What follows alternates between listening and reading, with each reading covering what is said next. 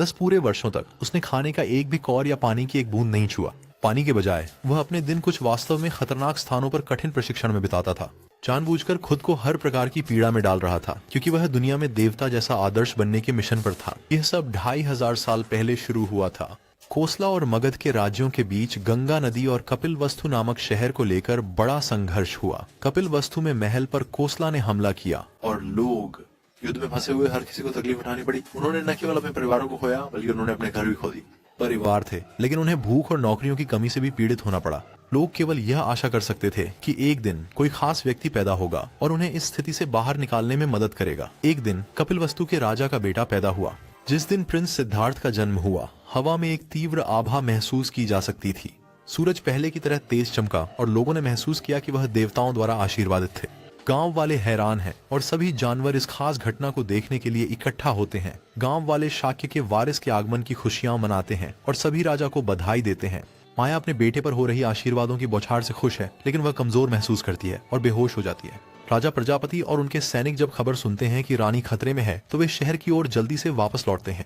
जब प्रजापति माया तक पहुंचते हैं, वह उन्हें बच्चे सिद्धार्थ को प्रस्तुत करती है।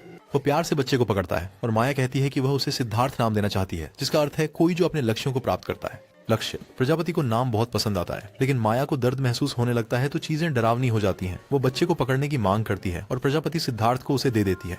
माया कहती है कि सिद्धार्थ असाधारण होंगे और महान। वह अपने बच्चे को आखिरी बार प्यार से छूती है, इससे पहले कि वह देह त्याग दे। प्रजापति बस अपने बेटे को कस के पकड़ सकता है, जबकि सिद्धार्थ अपनी माँ के नुकसान पर रोता है। एक पुजारी जिनका नाम असित है, राजा प्रजापति से मिलने आते हैं, जो यह सोचकर सम्मानित महसूस करते हैं कि पुजारी उनसे मिलने आए हैं। उन्हें असिता और प्रजापति सिद्धार्थ के कमरे में जाते हैं, पर असिता उन्हें देखकर चौंक जाते हैं। प्रजापति कारण पूछते हैं और असिता उन्हें बताते हैं कि बच्चे ने एक उंगली आकाश की ओर और दूसरी उंगली जमीन की ओर कैसे इंगित की है। जमीन पर, इसका मतलब है वह स्वर्ग और पृथ्वी पर सबसे आदरणीय है। इसका यही अर्थ है कि यह बच्चा दुनिया का राजा बनने वाला है। प्रजापति इस खुलासे से हैरान है। असिता चकित है, लेकिन जोड़ते हैं कि दुर्भाग्य से वह सिद्धार्थ की मृत्यु का साक्षी नहीं हो पाएगा। 10 साल बाद सिद्धार्थ कुछ नर्तकियों द्वारा मनोरंजन किया जा रहा होता है, लेकिन वह प्रभावित नहीं होता। वह थक जाता है और नर्तकियों से दूर बालकनी की ओर चला जाता है। सिद्धार्थ अन्य बच्चों के साथ शामिल होते हैं, जबकि एक बुजुर्ग उन्हें जल्दी बड़े होकर कोसला को हराने के लिए महान योद्धा बनने की सलाह देते हैं। सिद्धार्थ उठता है और पूछता है कि बुजुर्ग ने कहा क्या। युद्ध वास्तव में मृत्यु की ओर ले जाएगा। बुजुर्ग कहते हैं कि कुछ बचे हैं, लेकिन सिद्धार्थ जानना चाहता है कि मृत्यु के बाद एक व्यक्ति का क्या होता है। मर जाना। बुजुर्ग एक अंतिम संस्कार का जिक्र करते हैं, लेकिन सिद्धार्थ लगातार पूछता है कि अंतिम संस्कार के बाद मृतक का क्या होता है। बुजुर्ग उन्हें रोकते हैं, कहते हैं कि वह सिखाने नहीं बल्कि सिखाने आए हैं, बहस करने के लिए। सिद्धार्थ उदास होकर बैठ जाता है। हालांकि जेडका नाम का एक बच्चा उससे धीरे से कहता है कि वे खेलने चलें, क्योंकि पाठ उबाऊ है। एक और बच्चा सहमत होता है और 2 लड़के सिद्धार्थ को खेलने के लिए अपने साथ खींच ले जाते हैं। लड़के अपने आधुनिक धनुष और तीर से एक खरगोश का शिकार कर रहे हैं। जेडका पहला शॉट चूक जाता है और खरगोश भाग जाता है। वे उसका पीछा करते हैं, उसे घेर लेते हैं। जेडका दूसरा शॉट लेने ही वाला होता है जब सिद्धार्थ उसे रोकने के लिए उस पर कूद पड़ता है। तीर चूक जाता है और खरगोश भाग जाता है। जेडका पूछता है कि सिद्धार्थ का क्या मामला है, उसे धक्का देता है। फिर वे चले जाते हैं और वह दूसरे लड़के के साथ मिलकर एक और जानवर का शिकार करने जाते हैं। सिद्धार्थ उदास हो जाता है और जीवित प्राणियों का शिकार करने के बारे में सोचने लगता है। जंगल में घुसता है और आसपास के जानवर उससे डरते नहीं हैं। वे अपने छिपने की जगह से बाहर आकर उसे देखते हैं।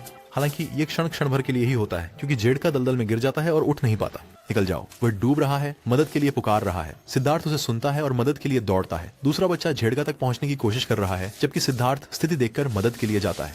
एक शाखा से वह अपने शरीर के वजन से उसे नीचे करता है और दूसरा लड़का भी शाखा पर कूद जाता है। शाखा जेडका के लिए काफी नीचे हो जाती है, जो हताशा में उसे पकड़ने की कोशिश करता है, लेकिन वह सिर्फ किनारे को पकड़ पाता है, जो उसे पकड़ते ही टूट जाता है। जेडका अभी भी मदद के लिए चिल्ला रहा है, लेकिन अब बहुत देर हो चुकी है, क्योंकि वह पूरी तरह से दलदल में समा चुका है। सिद्धार्थ और दूसरा बच्चा हैरान है। खबर लोगों तक पहुंचती है और वे सभी जंगल की ओर दौड़ते हैं। जेडका की माँ अपने बेटे के खोने पर रोती है और लोग उसे सांत्वना देने के लिए इकट्ठा होते हैं। सिद्धार्थ समूह से दूर चले जाते हैं, उदास महसूस करते हैं जब उनकी सौतेली माँ उन्हें बुलाती है। सिद्धार्थ अपना रोता हुआ चेहरा सबसे छुपाना चाहते हैं, लेकिन नहीं कर पाते। वह अपनी सौतेली माँ की बाहों में रोता हुआ दौड़ता है। उसकी सौतेली माँ उसे गले लगाती है। वह उसे धन्यवाद देता है कि वह ठीक है, लेकिन जब वह खूब रोता है तो उसे दिलासा भी देता है। कहता है कि जेडका मर गया है। सिद्धार्थ रोने से कमजोर हो जाता है और अपनी माँ की बाहों में बेहोश हो जाता है। वह उसे कसकर पकड़ती है, अपने बेटे के साथ रोती है। उसकी सौतेली माँ उसे आराम करने के लिए उसके कमरे में ले जाती है। महरी उन्हें राजा प्रजापति के आगमन की सूचना देती है, लेकिन सिद्धार्थ अपने आप को इतना शर्मिंदा महसूस करते हैं कि वह बिस्तर में पड़े रहते हैं। अपनी माँ से अपना चेहरा मोड़ लेते हैं। वह उसे बताती है कि सब कुछ ठीक हो जाएगा और उसे कुछ नींद लेनी चाहिए। फिर वह उसे आराम करने के लिए छोड़ देती है और राजा से मिलने जाती है, जो उससे पूछता है कि सिद्धार्थ कैसा है। वह माफी मांगती है, खुद को दोषी ठहराती है और कहती है कि उसकी लापरवाही के कारण यह स्थिति बनी। राजा प्रजापति उसे बताते हैं कि माया सिद्धार्थ के जन्म के बाद कमजोर थी, लेकिन उसे माया से ज्यादा प्यार सिद्धार्थ को दिखाना चाहिए। वह उनके मीठे शब्दों के लिए धन्यवाद करती है। फिर वह कहता है कि सिद्धार्थ मार्शल आर्ट्स प्रशिक्षण लेने के लिए काफी बड़ा है। सिद्धार्थ जो सोए नहीं हैं, उनकी सारी बातचीत सुन सकते हैं। सिद्धार्थ तीर मारना सीख रहे हैं और प्रशिक्षक निर्देश देते हुए चिल्ला रहे हैं। सिद्धार्थ को धनुष खींचने में मुश्किल हो रही है। सैनिक आपस में लड़ने लगते हैं, लेकिन सिद्धार्थ के साथी को ज्यादा हिंसक देखकर रुक जाते हैं। वे राजकुमार के लिए चिंतित हैं। सिद्धार्थ अपने अभ्यास पार्टनर का पूरी शक्ति से हमला झेल रहे हैं। सिद्धार्थ अपनी ढाल से हमले को रोकने की कोशिश करते हैं, लेकिन ढाल खो देते हैं और जमीन पर गिर जाते हैं। उसे खुद को चोट से बचाने के लिए जल्दी वापस आना होगा। 5 साल बाद सिद्धार्थ अपने साथी के साथ कुश्ती कर रहा होता है और देखने वाले सैनिक हैरान होते हैं। कहते हैं कि वह पहले से बेहतर हो गया है। सिद्धार्थ बिना असफल हुए अपने प्रतिद्वंद्वी को जवाबी हमला कर सकता है। उसका पिता गर्व महसूस करता है जब वह देखता है कि उसका बेटा बेहतर हो गया है। उसका प्रतिद्वंद्वी उसे इतना मजबूत होने के लिए प्रशंसा करता है, उसे इतना अच्छा सिखाने की उपलब्धि पर मुस्कुराता है। सिद्धार्थ हालांकि सिद्धार्थ तलवार को म्यान में डालते हुए और चले जाते हुए खुश नहीं है। दूर युद्ध की शुरुआत होने वाली है और एक सैनिक आपातकालीन पत्र लेकर भागता है। सिद्धार्थ अपने पिता से पूछता है कि उन्हें लड़ाई क्यों करनी चाहिए, और उसके पिता कहते हैं कि वे हाल के वर्षों में युद्ध से बचने में सफल रहे हैं, लेकिन इस बार नहीं। उनके पिता उन्हें अच्छी शुरुआत करने की सलाह देते हैं। सिद्धार्थ पूछते हैं कि इसका क्या मतलब है, और उनके पिता कहते हैं कि सिद्धार्थ को कोजाला को हराना चाहिए, उसका सिंहासन अपनाना चाहिए और भारत के राजा बनना चाहिए, अपने देश के राजा बनने के लिए। और सिद्धार्थ अपने पिता से पूछता है कि युद्ध क्यों होता है, क्यों इंसान एक दूसरे को क्यों मार रहे हैं। उसके पिता उस पर चिल्लाते हैं, कहते हैं अगर वे लड़ाई नहीं करेंगे तो कोजाला विजित नहीं होगा। फिर भी सिद्धार्थ आश्वस्त नहीं है। पहले उसके पिता उससे पूछते हैं कि वह इस मानसिकता के साथ राजा कैसे बनेगा। सेठ जैसे ही युद्ध शुरू होता है, कोसल और शाकी एक दूसरे की ओर चार्ज करते हैं, उनके टकराव वाले क्षेत्रों के बीच गांव की परवाह न करते हुए। सिद्धार्थ ऊपर से देखता है जैसे देश एक दूसरे से लड़ते हैं, गांव को कुचलते हुए।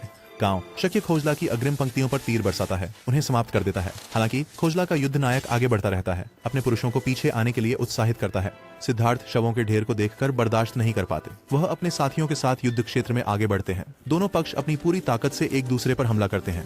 राजा अपने घोड़े पर सवार होकर कुछ कोजाला के लोगों को गिराता है, लेकिन कोजाला का नेता और उसके सैनिक आसानी से शाकिया के सैनिकों को मिटा देते हैं।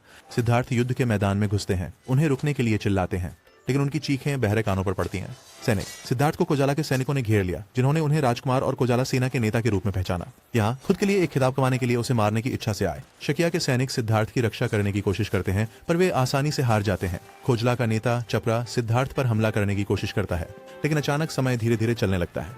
धीरे धीरे जैसे जैसे वह सिद्धार्थ के करीब आता है, वह और अधिक प्रकाशमान हो जाता है। सिद्धार्थ इस क्षण में अपनी तलवार नहीं निकालता है और सिर्फ चपराक को सीधे घूरता रहता है। चपराव खून थूकने लगता है और उसका घोड़ा बेचैन हो जाता है। वह खून थूकते हुए नीचे गिर जाता है। सिद्धार्थ और छपरा एक दूसरे को देखते रहते हैं और छापरा को एहसास होता है कि चीजें अलग हैं, क्योंकि ऐसा लगता है कि सिद्धार्थ उसकी आत्मा की गहराई में देख रहे हैं और उसे न्याय कर रहे हैं। छापरा जोर से जमीन पर गिरता है और उसके साथी उसकी जांच करने आते हैं, लेकिन वह तुरंत चल बसता है। कोजाला के सैनिकों को तुरंत पीछे हटने का आदेश दिया गया है। तुरंत एक सैनिक ने सिद्धार्थ से सेना में वापस आने को कहा और अन्य सैनिकों ने आपस में चिल्लाकर राजकुमार की रक्षा करने और पीछे हटने को कहा। सिद्धार्थ सेना के बाकी हिस्सों के साथ वापस लौटते हैं। रात के आसमान के नीचे चांद की रोशनी में उनकी पत्नी राजकुमारी यशोधरा चली जाती है। उससे पूछा कि वह आराम क्यों नहीं कर रहा है। वह कहती है कि वह हर रात बहुत देर तक वहां बैठता है और पूछती है कि क्या उसे कोई चिंता है। वह जवाब देते हैं कि इंसान आसानी से मर जाते हैं और बीमार पड़ जाते हैं। ये सोचकर चकित होते हैं कि वह कुछ क्यों नहीं कर पा रहे हैं। सिद्धार्थ अपने हाथ में एक स्क्रॉल का पृष्ठ पलटते हुए सोचते हैं कि लोगों को असाध्य बीमारी होने पर क्यों हार माननी पड़ती है। वह जोर से सोचता है कि मौत आने पर अपनी पीड़ा को दूर करने के लिए उन्हें अपनी आंखें क्यों बंद करनी पड़ती है। पीड़ा सिद्धार्थ का मानना है कि जीवन पीड़ा से भरा है। वह खड़ा होता है तो उसे उस समय की यादें आती हैं जब उसने देश भर में यात्रा की थी और लोगों को पीड़ित देखा था। वह एक युवा दास लड़के को याद करते हैं जिसे एक फल विक्रेता ने चोरी के लिए कुचल दिया था। वह बच्चा जो भूख से सूख चुका है, चुराए गए संतरे को मजबूती से पकड़े रहता है, जबकि व्यापारी उस पर कदम रखते हुए दर्द सहता है। वर्तमान में वापस आते हुए सिद्धार्थ ने राजकुमारी यशोधरा से कहा कि हालांकि वह एक राजकुमार के रूप में जन्मे थे, उन्हें लगता है कि वह कुछ भी नहीं जानते। वह सोचते हैं कि वह सुदरों से भी अधिक अज्ञानी है। एक लोगों का समूह। वह दुनिया के बारे में सब कुछ जानने की इच्छा व्यक्त करता है। राजकुमारी यशोधरा उसे पीछे से गले लगाती है और कहती है, उसका नाम। राजकुमार सिद्धार्थ ने उसे आराम करने को कहा। कुछ साल बाद राजघराने ने राजकुमारी यशोधरा के कमरे में इकट्ठा होकर जश्न मनाया, क्योंकि उन्होंने अभी अभी बच्चा जन्मा था। राजकुमार सिद्धार्थ महल की छत पर जाकर सोचते हैं। वे खुद से कहते हैं कि भले ही वे बहुत कुछ सीखते हैं, लेकिन उन्हें जो दिखाई देता है वो सिर्फ लोगों का दुखी होना है और कोई उन्हें इसे ठीक करने का तरीका नहीं सिखाता। उसके मन में वह बहुत सारे लोगों को मदद की जरूरत में देखते हैं जो उसे एक अंधेरे गड्ढे में खींचने के लिए पहुंच रहे होते हैं। ये लोगों के पीड़ित होने का भयानक पक्ष है, ये समझते हुए कि भविष्य के नेता के रूप में वह लोगों को बीमार होने से नहीं रोक सकता। बूढ़ा होना और मरना, सिद्धार्थ जानते हैं कि ये चीजें युद्ध की दुनिया में अवश्यंभावी हैं। वह समझता है कि वह एक मनुष्य के रूप में उन सभी का सामना करेगा और वह इस विचार में डूबने लगता है। अपने चारों ओर अंधकार महसूस करता है। वह संघर्ष करता है क्योंकि वह महसूस करता है कि जीवन दर्द लाता है और सिद्धार्थ उस दर्द से बचने का एक स्पष्ट तरीका खोजने के लिए बेताब है। वह अपने विचारों से बाहर निकलता है, खुद को जंगल के बीच में एक पेड़ के नीचे कमल की मुद्रा में बैठा पाता है। सरकार के बारे में सोच, वह मानता है कि कुछ तो होना चाहिए जो वह कर सके। सिद्धार्थ ने सब कुछ पीछे छोड़कर सच्चाई की खोज में जाने का बड़ा फैसला लिया। रात को वह अपने पिता के कमरे में जाता है जब वह सो रहे होते हैं। अपने पिता को निराश करने की संभावना से दुखी होकर सिद्धार्थ चुपचाप एक नोट छोड़ देता है, माफी की आशा करते हुए। बाहर निकलकर वे अपने घोड़े पर सवार होता है और यात्रा पर निकलने से पहले शहर की आखिरी नजर डालने के लिए एक पहाड़ी की चोटी पर जाता है। चाणक्य नामक एक व्यक्ति प्रिंस सिद्धार्थ के पास पहुंचता है और उसे वापस आने की भीख मांगता है। पीछे सिद्धार्थ अपने घोड़े से उतरते हैं और चन्ना से कहते हैं कि वह घोड़ा शहर वापस ले जाए। फिर वह अपने सारे राजसी गहने और वस्त्र उतारना शुरू करता है, उन्हें जमीन पर फेंक देता है। चन्ना कीमती चीजों को उठाता है और सिद्धार्थ से पूछता है कि वह क्या कर रहा है। वो सिद्धार्थ को चाकू लेकर अपने सारे बाल काटते हुए देखकर हैरान होता है, जब तक कि वह पूरी तरह से गंजा न हो जाए। सिद्धार्थ अपने बाल चन्ना को देते हैं और उनसे कहते हैं कि वह इसे राजकुमारी यशोधरा को दें। दर्ता चन्ना से कहता है कि वह राजकुमारी को बताए कि वह सफलता का मार्ग ढूंढने के बाद वापस आएगा। चन्ना सिद्धार्थ के लिए रोते हुए देखती है जब वह केवल एक चोगा पहने चला जाता है। सिद्धार्थ चन्ना से कहते हैं कि वह चोगा लेकर वापस आए। घोड़े और अन्य कीमती चीजों के साथ एक अलग रास्ता तलाशने के उसके निश्चय को जोड़ देते हैं। सिद्धार्थ अपने मार्ग की खोज में अपनी यात्रा पर निकलता है। उसकी माँ माया उस पर नजर रखी हुई है। वह उस पर विश्वास करता है, यह मानकर कि वह एक महान व्यक्ति बनेगा और सभी जीवित प्राणियों के दोह को मिटा देगा। वह उसे शुभकामनाएं देती है, जैसे वह एक साधु बनकर दुनिया भर में यात्रा करता है। सिद्धार्थ की यात्रा कठिन है। वह खाने के लिए अजनबियों की दया पर निर्भर रहता है। जहां भी आश्रय मिल सके वहां सोता है और पैदल ही कठिन मौसम से होकर चलता है। एक दिन वह एक गांव में पहुंचता है जहां लोग गंभीर भूख से पीड़ित हैं, लगभग मृत्यु के कगार पर जमीन पर पड़े हैं। सिद्धार्थ एक कंपकंपाती माँ और बच्चे को ढकने के लिए अपना चोगा इस्तेमाल करते हैं, जिससे यह देखने वाले चकित हो जाते हैं। सिद्धार्थ गांव में कुछ समय बिताने के बाद जब नदी की ओर जाते हैं तो एक आदमी उनसे संपर्क करता है। वह व्यक्ति सिद्धार्थ के बढ़ते हुए बाल और दाढ़ी को देखता है, उसे बताता है कि यह एक बंदर के लिए अच्छा नहीं है।